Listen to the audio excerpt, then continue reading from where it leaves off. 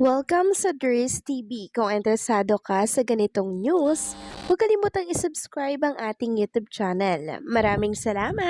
Welcome back again sa ating YouTube channel mga kakimpaw, and sa update natin ito ang pag-uusapan natin ay tungkol sa mga importanteng kaganapan kina Kim and syempre kay Paolo Avellino. Pero bago po ang lahat, maraming salamat sa inyong patuloy na pagsuporta at pagsubaybay sa mga daily update natin. Kaya naman bilang pasasalamat, narito po ang ilang napili kong komento patungkol ito sa naging previous update. Unang komento mula po ito kay Ginang Dinala Portaza. Sabi niya, yes, bakit si Kim ang nagpapaliwanag? Bakit hindi ang management? Si Kim na laging binabash na mga demo na bashers. Si Kim lang ba ang pwedeng magpaliwanag? Nasaan ang management? Yung gumawa ng pagbabago. Tama po kayo dyan, Ginang Dinala Fortesa. Dapat po management talaga nagpapaliwanag dito kung bakit nila ililipat. 'Di ba nang sa ganun ay maramdaman natin yung kanilang concern and syempre yung pagmamahal kay Kim and kay Paulo. Parang si Kim lamang po talaga mga kakimpaw yung nagbibigay ng effort at nagpapaliwanag at nagbibigay po ng importansya sa mga Kimpaw fans. Kaya hindi po natin talaga masisisi, 'di ba? Kung bakit nagagalit yung mga supporters ni Kim and Paulo. Na bigla-bigla na nga lamang pong ililipat ang Di Alibay.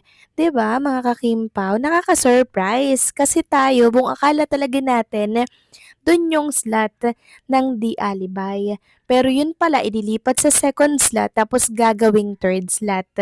Sobrang late na nun mga kakimpaw. Ang aking pinaglalaban dito ay yung mga seniors po na mapupuyat na nanonood dito po sa Free TV. Kasi yung iba dyan, hindi pa po nakakanood sa Prime Video or sa iWant. Sa Free TV lang talaga nila ito inaabangan. Kaso nyo nga, mapupuyat yan pag nailipat po sa third slot. So, paano naman ang kalusugan nila mga kakimpaw, hindi po ba? Kaya nakakasad talaga na ganun po ang magiging slot ni Kim and Paulo. Pero wala tayong magagawa mga kakimpaw, kundi sumuporta sa mga project ni Kim and Paulo kahit na nasasaktan na po tayo sa ginagawa nila. So, maraming salamat sa komento, Ginang Dinala Fortasa. God bless po sa inyo at mabuhay kayo. Next comment mula naman po kay Ginang Elena Hernandez. Sabi niya, wag na lang tayong manood ng kay Gerald para nabawi na lang natin sa kabastusan na ginawa nila sa Di Alibay. Wag na lang nating pabayaan ang Di Alibay, panoorin pa rin natin basta ang support natin sa Kimpaw, walang bitawan mga ludi. The Alibay ay pataasin natin ang Kimpaw. Yes, agree po ako sa naging komento ni Ginang Elena Hernandez. Ganun na lang yung gawin natin, 'di ba? All out support pa rin tayo sa Di Alibay bilang pagmamahal at respeto natin kay Kim and kay Paulo. Kasi parang pinatunayan naman natin yun, 'di ba? Yung sinasabi ng iba. So, wag tayong bumitaw. Kita-kits pa rin tayo sa 8:45 mga kakimpaw, simula April 6 yan. At hindi natin alam kung kailan ilalagay or lilipat sa third slot. Siguro pag dumating na yung sigabo ni Coco Martin, doon po magiging third slot ang Di Alibay. Sa ngayon, pang second slot pa lang naman ang Di Alibay.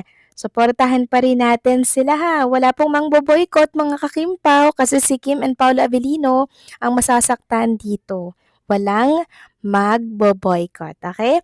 So maraming salamat sa komento, Ginang Elena Hernandez. God bless po at mabuhay kayo. So ito na nga, pag-usapan na natin ang mga balita po na nakalap natin sa gabing ito at unahin na nga nating pag-usapan ng tungkol nga po dito sa laman pa rin ngayon ng mundo ng social media. Merong mga nagsasabi dito mga kakimpaw na alam daw naman nila na temporary lang ang Di Alibay sa first slot, but napakalaking insulto daw po. Napapalitan sila ng mga bano sa acting tapos wala namang reliable records na sa malakas na tao. Second slot si RJ lagi linlang ang record holder dyan. Napakalaking insulto sa Kim Pao. So yes po, no, kahit na nagsalita si Kim Chu na pinakalma niya po ang mga fans at supporters na bigla-bigla silang ililipat sa second slot, andun pa rin po yung sakit. Ramdam ko pa rin po yung sakit na nararamdaman ng mga Kim Pao fans, lalo't hindi po nagsalita ang management. Sabi nga po ni Jezebel, yung management ba porket mabait si Kimi at kayang pakalmahin ni Kimi ang mga fans, gaganunin na lang din, nakakairita, napaka-loyal ng tao sa network nyo, grabe maghatid ng salapi, tas eto lang yung balik nyo sa kanya, napaka-selfish, naiinis ako. Sabi naman ng isa, sinabi lang ni Kim yan na okay lang kasi mabait siyang tao pero deep inside, disappointed din siguro siya, wala lang siyang magawa sa decision ng management.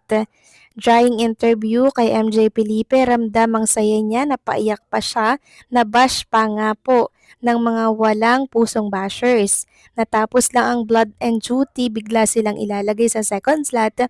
Hindi lang siya makareact kasi nandun ang BFF niya na si Vel. Respect na lang ang umiiral kay Kim. Meron ding nagsasabi na inutusan daw po si Kim na magsalita po to pacify her fans. Sabi nga po ni Last Chance, of course, siya ang pinagsalita to pacify her fans.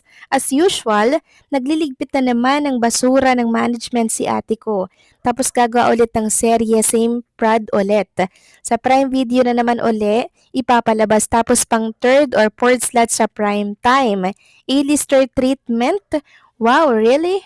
At alam nyo ba mga kakimpaw, yung naging statement po ni Chinita Princess kanina na 3 statement, marami po ang nagdududa ron na parang si Paulo daw po yung nag-type dahil straight to the point daw at wala daw pong emoji, kaya marahil daw ay si Paulo ang gumagamit ng account ni Chinita Princess. Narito nga po yung usapan sa plaza. Sabi ng isang netizen, may nagsabi na hindi daw si Kim ang nagbigay ng statement, si Pao daw. Kaya wala emoji si Kim daw, mahilig sa emoji. Then may nag-comment naman na, true, pansin mo ang mga message ni Kimi, mahilig siya sa emoji. Then sabi pa ng isa, aside sa walang emoji, straight to the point yung sulat. Typical Paulo na siyang inagrihan naman po ng isa pang netizen. So oo nga naman mga kakimpaw, no, si Kim Chu mahilig sa emoji, 'di ba? Hindi mawawalan yung post niya ng mga emoji. Tapos si Paulo naman mga kakimpaw, 'di ba? Alam naman natin na straight to the point siya magbigay ng statement. Kaya possible daw na true Kim account, si Paulo po ang nagtatay para pakalmahin ang mga Kim Pao fans sa kinakaharap ngayon ng di alibay sa time slot nito. So kayo ba mga kakimpaw, napansin nyo din po ba yun at ano po ang masasabi ninyo dito sa usapan sa plaza? Agree ba kayo na si Paulo yung gumamit ng account ni Chinita Princess para pakalmahin ang mga Kimpaw fans na nagre-reklamo at hindi po matanggap ang time slot?